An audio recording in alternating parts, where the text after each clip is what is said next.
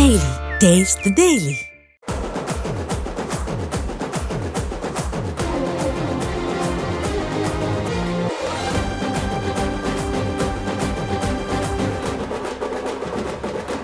డిసెంబర్లో సినిమా జాతర షురూ కాబోతోంది. ఒకవైపేమో తెలుగు సినిమాలు, ఇంకొక వైపు డబ్బింగ్ సినిమాలు. మీరా మేమా అన్నట్టు బాక్స్ ఆఫీస్ దగ్గర పోటా పోటీకి సిద్ధమవుతున్నాయి అన్ని సినిమాలు.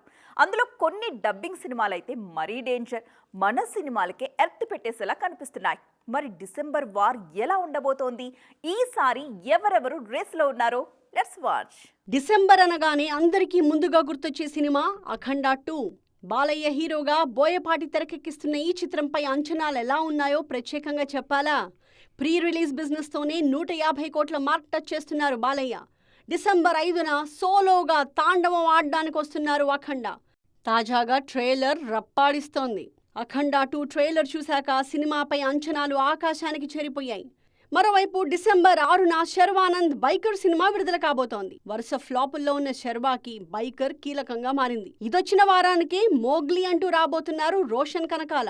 యాంకర్ సుమా కొడుకుగా ఇండస్ట్రీకి వచ్చిన రోషన్ మోగ్లీతో తనకంటూ ప్రత్యేక గుర్తింపు కోసం పాకులాడుతున్నారు. డిసెంబర్ 12న రాబోతోంది ఈ సినిమా. డిసెంబర్ 25న పెద్ద యుద్ధమే జరగబోతోంది. క్రిస్మస్ డేట్ లాక్ చేసినా అక్కడి నుంచి తప్పుకుంది అడవిశేష్ డెకాయిట్ సినిమా. అదే రోజు రోషన్ మేకా నటిస్తున్న ఛాంపియన్, ఆది సాయి కుమార్ శంభాల, గుణశేఖర్, యూఫోరియా లాంటి సినిమాలు రాబోతున్నాయి. కానీ వీటన్నిటికీ డిసెంబర్ 19న రాబోయే అవతార్ 3తో పెద్ద పోటీ ఎదురు కాబోతోంది. డిసెంబర్లో డబ్బింగ్ దండయాత్ర కూడా జరగనుంది. ప్రదీప్ రంగనాథన్ ఎల్ఐకే డిసెంబర్ 18న రిలీజ్ కాబోతోంది. ఇక కార్తీ హీరోగా నటిస్తున్న వావాతియార్ డిసెంబర్లోనే తెలుగులో అన్నగారు వస్తారుగా విడుదల కాబోతోంది. అఖండ 2తో పోటీకి సై అంటున్నారు కార్తీ. అలాగే సూర్య నటిస్తున్న కరుప్పు కూడా డిసెంబర్లోనే విడుదల కాబోతోందని తెలుస్తోంది. మొత్తానికి ఈసారి డిసెంబర్ అంతా హౌస్ఫుల్ అయిపోయింది.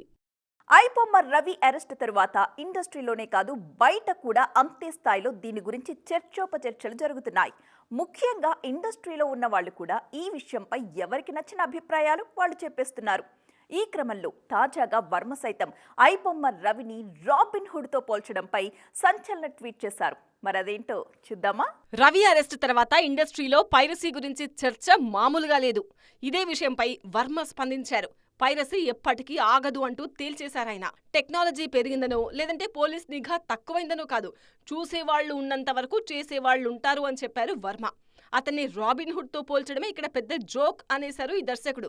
రాబిన్ హుడ్ అనేవాడు హీరో కాదనే విషయం ముందు అందరూ తెలుసుకోవాలి. ప్రపంచంలోనే మొట్టమొదటి ఉగ్రవాది వాడు అనేశారు వర్మ. సినిమా టికెట్ రేట్ ఎక్కువైందని పైరసీ సమర్థనీయమే అనడం, పాప్కార్న్ ధర ఎక్కువైందని సినిమాను లీక్ చేయడంలో తప్పులేదు అనడం, టికెట్ రేట్లు పెరిగాయని కాంటెంట్ ను దొంగిలించండి అని చెప్పొచ్చు అనడం కరెక్ట్ కాదు అంటున్నారు వర్మ. ప్రజలు పైరేటెడ్ కాంటెంట్ ను చూడ్డానికి కారణం వాళ్ల సౌలభ్యం కోసమే. కొందరికి డబ్బు ఆదా అయితే మరికొందరికి టైం ఆదా అవుతుంది. అందుకే తనలాంటి వాళ్లు కూడా పైరేటెడ్ కాంటెంట్ ను చూస్తారు అంటూ ఓపెన్ గానే చెప్పాడు వర్మ. పైరసీని ఆపాలనుకుంటే అది చూస్తున్న ఓ 100 మందిని అరెస్ట్ చేసి వాళ్ల పేర్లను బహిరంగంగా ప్రకటించండి, అప్పుడు భయంతో ఆపేస్తారు అంటున్నారు ఈ దర్శకుడు. నిన్న మొన్నటి వరకు ఒకేసారి 3-4 సినిమాల్ని క్యూలో పెట్టిన రజనీకాంత్ కూలీ తరువాత కాస్త స్లో డౌన్ అయ్యారు. చాలా మంది దర్శకులు కథలు చెప్తున్నా కూడా సూపర్ స్టార్ మాత్రం ఓకే చెప్పట్లేదు. దీని వెనుక రీజన్ ఏంటి? కావాలనే స్లో అయ్యారా, లేక వయసు రీత్యా నెమ్మదించాలని ఫిక్స్ అయ్యారా? అసలు సూపర్ స్టార్ ఫ్యూచర్ ప్రాజెక్ట్స్ ఏంటో ఈ స్టోరీలో చూసేద్దాం. గత 2-3 ఏళ్లుగా రజనీకాంత్ వరుసగా సినిమాలు చేస్తున్నారు. తక్కువ గ్యాప్ లోనే జైలర్, వేట్టయాన్, లాల్ సలాం, కూలీ లాంటి సినిమాలు వచ్చాయి. ఇందులో జైలర్ మినహా ఏది ఆడలేదు. కూలీ కూడా ఏదో ఒక మోస్తరుగా ఆడింది, కానీ హిట్ అయితే కాదు. దీనికి 500 కోట్లకు పైగా గ్రాస్ వచ్చింది. కానీ బ్రేక్ ఈవెన్ కోసమే 600 కోట్లు రావాలి.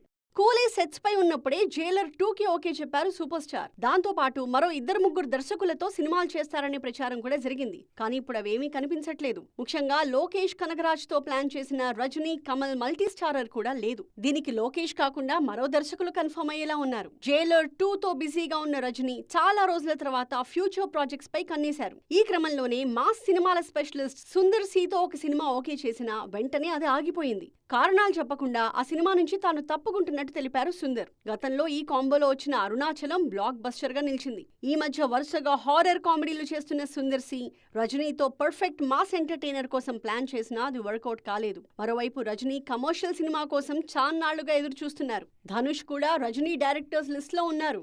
మరి వీరిలో ఎవరిని సూపర్ స్టార్ లాక్ చేస్తారో చూడాలి. విజయ్ చివరి సినిమా అనుకున్న సమయానికి విడుదలవుతుందా లేదా? రికార్డులకైతే కేర్ ఆఫ్ అడ్రస్గా మారుతుంది, కానీ చెప్పిన తేదీకి వస్తుందా? తమిళ సినిమా కలలో కూడా ఊహించని రికార్డులకు తెరతీస్తున్న జననాయగన్ ఆగమనం కరెక్ట్గా ఉంటుందా? విజయ్ లాస్ట్ మూవీకి వచ్చిన చిక్కులేంటి? అందులో నాయకుడి ప్లాన్ ఏంటి? Have a look. తమిళంలో విజయ్కున్న మార్కెట్ గురించి చెప్పడానికి ఏం లేదు. ఆయన సినిమా వచ్చిందంటే టాక్ తో పని లేకుండా కనీసం 300 కోట్లైనా వసూలు చేయాల్సిందే. మొన్నటికి మొన్న గోట్ తెలుగులో ఫ్లాప్ అయినా వరల్డ్ వైడ్ గా 450 కోట్లకు పైగా వసూలు చేసింది. తాజాగా జననాయగన్ సినిమాతో వస్తున్నారు విజయ్.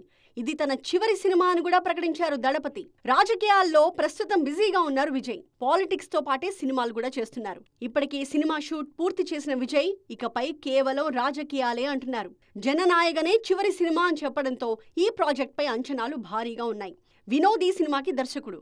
దీనికోసం ఏకంగా 200 కోట్లకు పైగా రెమ్యూనరేషన్ అందుకుంటున్నారు విజయ్. రికార్డులు తిరగరాస్తోంది. కేవలం ఓవర్సీస్ లోనే 75 కోట్ల డీల్ కుదిరింది ఈ సినిమాకి.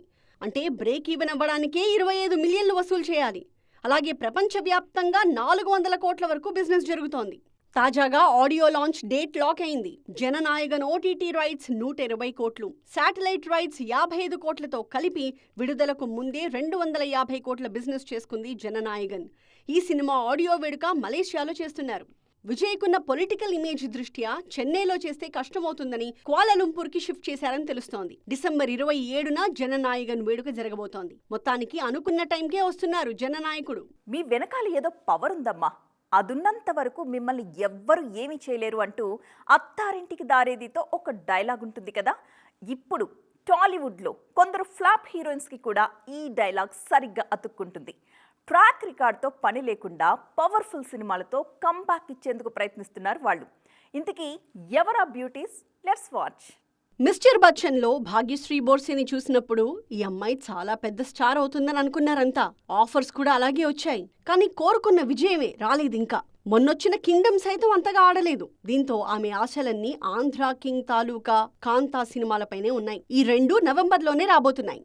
తెలుసు కదా అంటూ వచ్చిన రాశి ఖన్నాకి టైం పెద్దగా కలిసి రాలేదు. సిద్ధు జొన్నలగడ్డ హీరోగా నటించిన ఈ సినిమాలో శ్రీనిధి శెట్టి కూడా నటించారు. అయితే రాశి ఖన్నా చేతిలో ఉన్న మరో ఆయుధం ఉస్తాద్ భగత్ సింగ్. పవన్ కళ్యాణ్ హీరోగా హరీష్ శంకర్ తెరకెక్కిస్తున్న ఈ సినిమా షూటింగ్ పూర్తయిపోయింది. ఉస్తాద్ లో శ్రీలీల కూడా నటిస్తున్నారు. కొన్నేళ్లుగా సరైన హిట్ లేని ఈ భామ సైతం పవన్ సినిమాపైనే ఆశలు పెట్టుకున్నారు. ఇక మాళవికా మోహనన్ వెనక ప్రభాస్ ఉన్నారు. రాజా సాబ్ తో టాలీవుడ్ లో అడుగు పెడుతున్నారు ఈమె. ఈ సినిమా ఖచ్చితంగా హిట్ అవుతుందని, దాంతో తన కెరీర్ వెలిగిపోతుందని నమ్ముతున్నారు మాళవిక. హరిహర వీరమల్లుతో హిట్ కొట్టలేకపోయిన నిధి అగర్వాల్ సైతం రాజా సాబ్ పైనే ఆశలు పెట్టుకున్నారు. మద్రాసీతో షాక్ తిన్న రుక్మిణి వసంత్ కాంతారాతో అదరగొట్టారు. తెలుగులో ఎన్టీఆర్ డ్రాగన్ తో అకౌంట్ ఓపెన్ చేయాలని చూస్తున్నారు ఈ బ్యూటీ. మొత్తానికి భారీ సినిమాలతో మంచి కంబ్యాక్ కోసం చూస్తున్నారు ఈ హీరోయిన్లు.